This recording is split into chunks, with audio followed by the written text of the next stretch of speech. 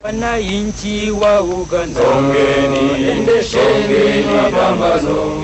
National Resistance Movement is a democratic movement. It's a movement which is fighting for democracy.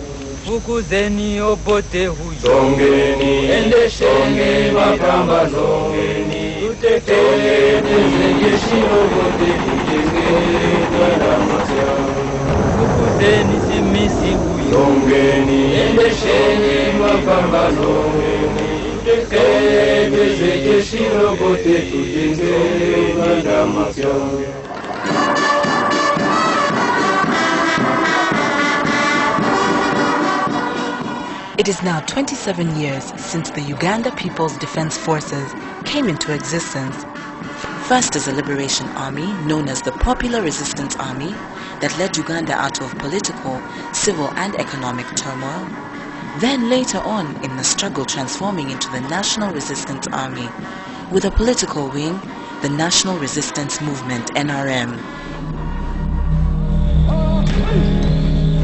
On the 6th of February 1981, in a daredevil move which many thought would not succeed, a son of a peasant cattle keeper, known as Yoweri Kaguta Museveni, led 27 young Ugandans after disagreeing with the rigged elections of 1980, which ushered in Milton Obote's second rule. The issue of whether Lule wants to be president, Benaisa wants to be president, Museveni wants to be president, who else? Zemogere wants to be president. Armed with 27 rifles, Museveni and his band of young men attacked Kabamba barracks, setting in motion a movement that was to change the political and military landscape in Uganda. The National Resistance Movement is a nationalist organization. It is a nationalist in the sense that it is fighting for the aims of the whole country and not for aims of a section of the country. Secondly, the National Resistance Movement is a democratic movement. It's a movement which is fighting for democracy. It is the National Resistance Army that set the tone and brought out his credentials as a great military leader. With only a few arms and civilian volunteers, the National Resistance Army exploited the weaknesses of Obote's Uganda National Liberation Army. The NRA that Museveni led were humble peasants in the Luwero Triangle. They had no previous military experience. They were, however, trained to be skillful fighters and to have self-belief in their ability to defeat a better equipped standing army with a people's support. As he led the armed struggle in Luwero, Museveni himself had the conviction of victory over the UNLA. One of the key ingredients in his belief was the way the NRA was set. Discipline and a sense of mission to liberate and defend the nation were main keys. In other words, the People's Army which was there to fight for and defend them. With this in mind, Yoweri Museveni, the liberator, was convinced of eventually succeeding in liberating Uganda. He was convinced that a well-led army had to be owned by the people in order to be successful and to be relevant to their lives. We studied the balance of forces. We studied the dynamics of the situation. We knew that although we had 27 armed people that represented millions of potential soldiers, these thousands here, they were all civilians, all peasants. Many of them were peasants. So although the 27 armed people were a small number, they represented a huge force of potential soldiers. And we knew that with the correct tactics could enable the 27 to mobilize the millions who were on our side but were not properly organized. From the onset, Museveni ensured that the army that he built had to be fully conscious of the social, political and economic conditions of the people they were to liberate. Thus, from the very beginning, inculcating political awareness as a key ingredient. Independence for Uganda, for the people of Uganda, was sacrificed at the altar of opportunism. Thus, it was no surprise that Yoweri Museveni led the National Resistance Army in triumph when he took over power in 1986. In Africa, we have seen so much change that change has become meaningless. It's no longer change but merely turmoil. this group getting rid of that group and that group doing worse than the group it got rid of. Now, please, do not count us in that category of people. The National Resistance Movement, I think, is a clear-headed movement with clear objectives and with good membership. This saw the transformation of the political, economic, and social status quo. It also led to the beginning of the democratic rule and constitutionalism in Uganda.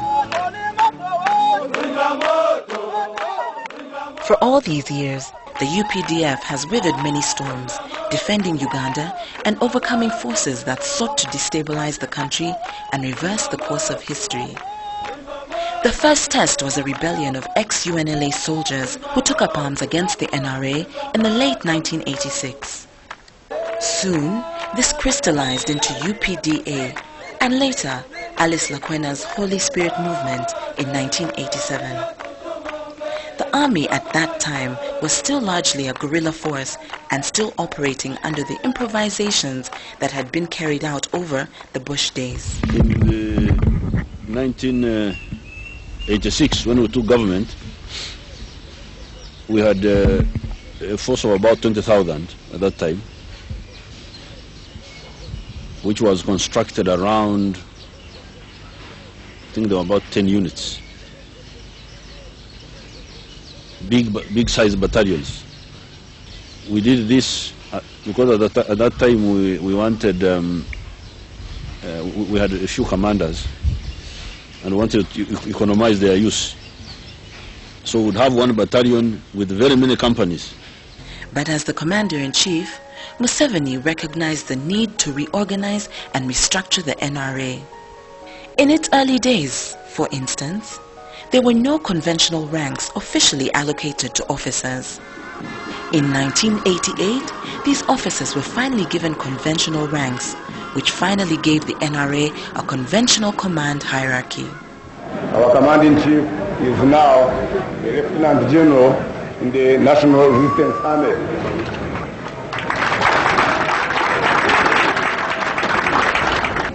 Member of High Command, Sarim Sare Rufu, Major General.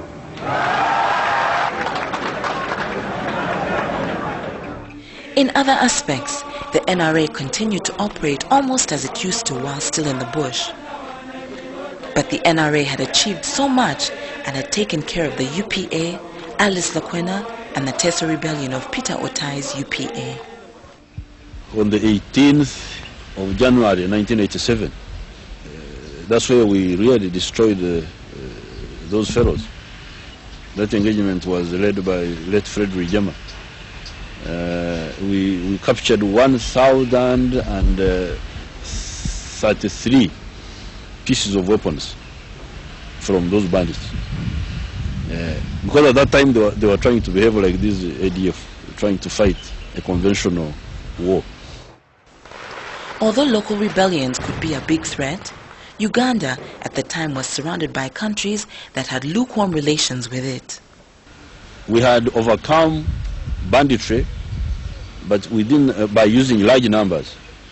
However, within that strategy of large numbers, there was the strategic weakness which I'm talking about. Strategic weakness in the form of lack of appropriate equipment to defend the country against large-scale attack from outside, not by bandits this time, but by, for instance, a more organized aggressor. Thus, the reduction in force of the NRA was set in motion in 1992. This saw the reduction of the army from 100,000 soldiers to 40,000 men and women. With the resulting savings of some 80 billion shillings, the NRA was able to purchase some badly needed equipment.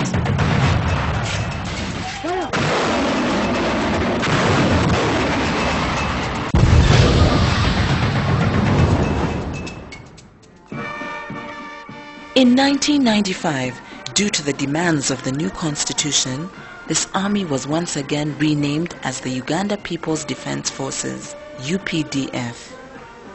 For most Ugandans, the UPDF has come to symbolize the strength that has backed the country's recovery from the national decline and collapse of the 70s and early 80s. For most Ugandans, it has come to symbolize the country's territorial integrity and political stability and sovereignty. While the UPDF managed to deal with the ADF effectively, in northern Uganda the situation was not very clear. The UPDF was able to recognize the problem. The Lord's Resistance Army, the LRA, in the north operated by hit-and-run tactics, attacking isolated and vulnerable unarmed civilians and then disappearing. The UPDF realized quickly that the reduction in force of the army had created gaps. The army had fewer infantrymen and had not yet adapted to combining all its armed elements, that is, the infantry, artillery and air force, into a coercive fighting system. Thus, the rebels of LRA were able to exploit these weaknesses and the external haven in Sudan to survive all this long. The result was the announcement of the Combined Armed Elements Doctrine in 1997 to 1998. The combined effort of the armed forces was combined with the active involvement of the civilian population. In Teso, the Arab groups were mobilized to guard the rear to great effect. The result is that the LRA venture there was defeated. It is this military defeat that humbled the LRA into accepting to talk peace. I want peace. That is why I was in the bush. I want peace. I'm fighting for peace. Hence, in 2006, under the mediation of the Vice President of Southern Sudan, Riek Machar, peace talks between the government of Uganda and the LRA commenced in Juba. This peace process enabled the northern Uganda region to experience sustainable peace. For instance, about 98% of internally displaced people in Lango sub-region have now returned to their homes. The UPDF, being a pro-people force, has been participating in civil-military activities. These houses in Luwero are low-cost buildings constructed for residents by the UPDF construction unit. Aiding relief efforts is another duty the UPDF apportions to areas affected by disasters. A case in point was when the north and northeastern parts of the country were hit by severe floods mid-last year. The UPDF was able to airlift basic necessities to the affected areas in the region. Survivors of fatal road accidents have also been able to benefit from the services of this gallant force. In the process, and for the first time since independence in 1962, this army has proved to be the most disciplined army that Uganda has ever come to know. Its successes over the years have been mainly due to the sense of national duty and responsibility instilled in its soldiers through political education lessons.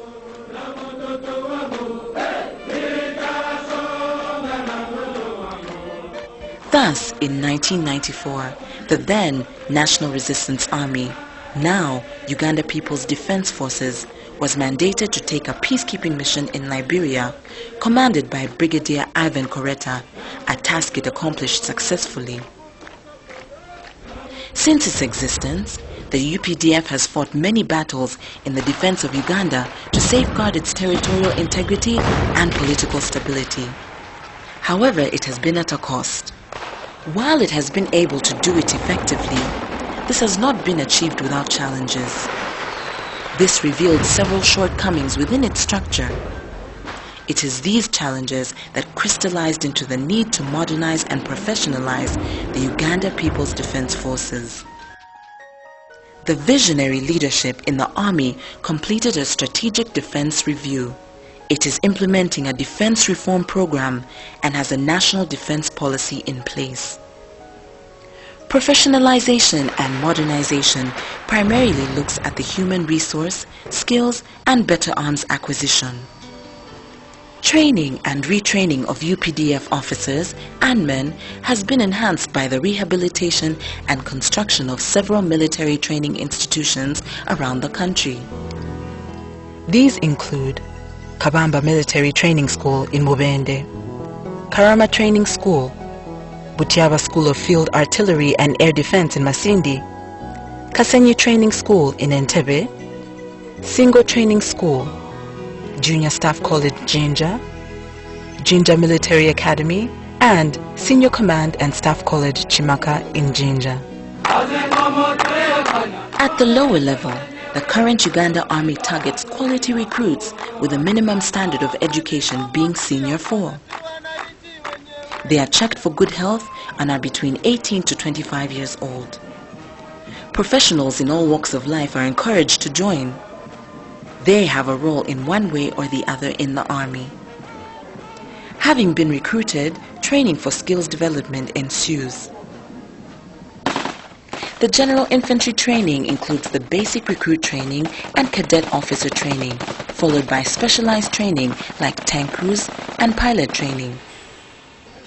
The officers and men of UPDF, equipped with skills from the specialized training and modern arms, are ready and always participate in defending the people of Uganda and their property from any threats, internal and external.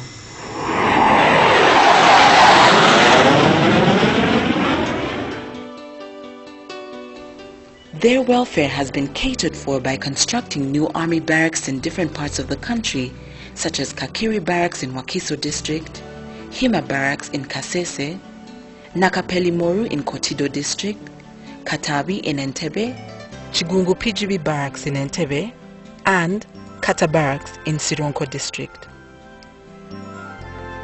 Several old and dilapidated barracks have also been renovated.